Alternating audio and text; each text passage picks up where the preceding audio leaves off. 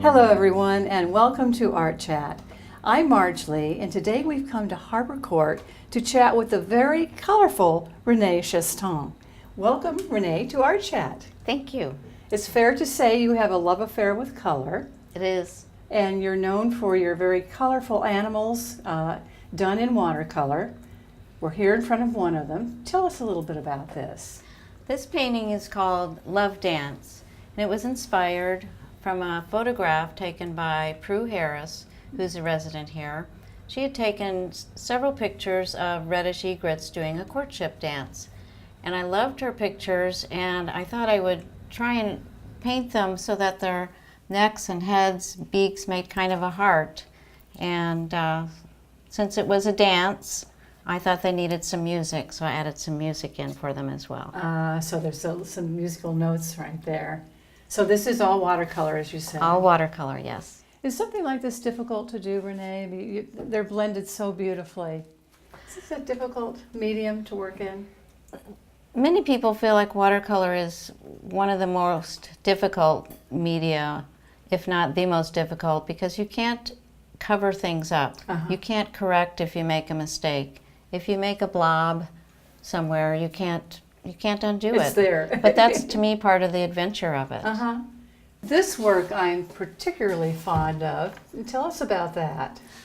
It's a roseate spoonbill, and I actually call this one the roseate moonbill because I painted him and he was beautiful, kind of in the water. It's sort of, some of my backgrounds have a little mystery. You don't know where the water and the sky are.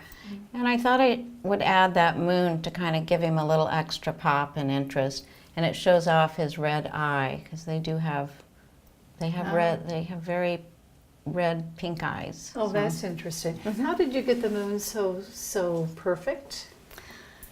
Giving away my secrets, which I'm happy to do, that was an upside down bowl. Well, you're known for another animal in particular, or at least it's becoming very popular with your buyers. Let's take a look at that. Okay. It's right over here. And here we have Mr. Turtle. This is a green turtle. This painting is called Turtle Song. I used to snorkel every year with my husband Steve. We would go every year to the Caribbean, Mexico, and I had the good fortune of very frequently encountering sea turtles while I was snorkeling. And I just love them. And one in particular I remember just swirled around me like he was dancing or putting on a little show, and I was part of it, it felt like. So after all these years, I finally thought, I'm going to start painting sea turtles. Now, you're known for your animals, but we have another work here that's quite different. Tell us why it's different. This piece of some iris, which we always grew a lot of irises. My husband is very fond of bulbs. And I was experimenting with a new medium that's a watercolor crayon. So I just drew some iris with it. I didn't know how these crayons would work, made of watercolor, so you can see some kind of crayon-like lines here. But then in some places I sprayed water or used a brush and washed some of the places out just to see if I could get similar watercolor effects to using traditional watercolor paint. Now talk about this. This is quite different. Tell our viewers what they're looking at here. This painting I called Stellar, and it is indicative of the time that we spent in both Colorado and Arizona. This is probably more Arizona. It was inspired just from the cliffs and the cliff dwellings. I sort of made it up. And there's two other things that are very different about this. It's a batik. And so what does that mean? It means, well, I painted it on watercolor paper. So what I did was you use melted wax, and that's where I got the stars. I spattered some hot wax and it dried, and did some other places where I put wax as a resist. So then when I painted gently on this watercolor paper, those places resisted, and it's kind of a messy process. You have to, after you're all done painting, you have to iron it and get all the wax out, and Iron it with a regular iron? yes, with about 1,000,000 layers of newspaper so you don't ruin your iron. This is one of my favorite works. Again, quite different from your animals. The background here, or the top of the work, is so complex and it has such depth. How did you achieve that?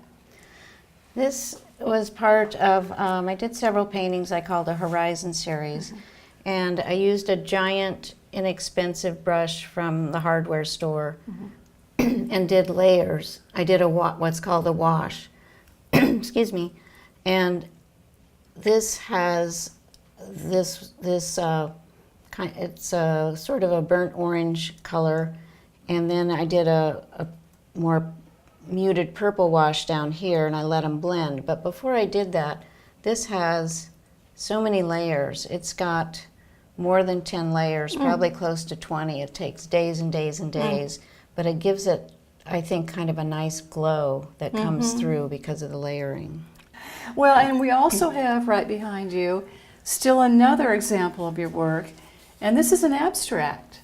Yes, this is a piece that is it is watercolor still. You can get some real vibrant hues with watercolor. It's painted on a piece of plastic made of polypropylene. It's called Yupo, and artists have started using it. So this was sort of a free-form piece where I put some fiber in to guide some of the paint, tipped it, and just waited to see what happens. And then, as you might imagine, it takes a really long time for watercolor to dry on plastic. Yes. And then it has to be sealed. But yes, that's kind of a different one too. Is that a fun process to work with, or is it a challenging process? It's fun and challenging. I haven't done any of these here because it's a very messy process, or maybe I'm just a messy artist, but I would do these outside, and I would put a shower curtain down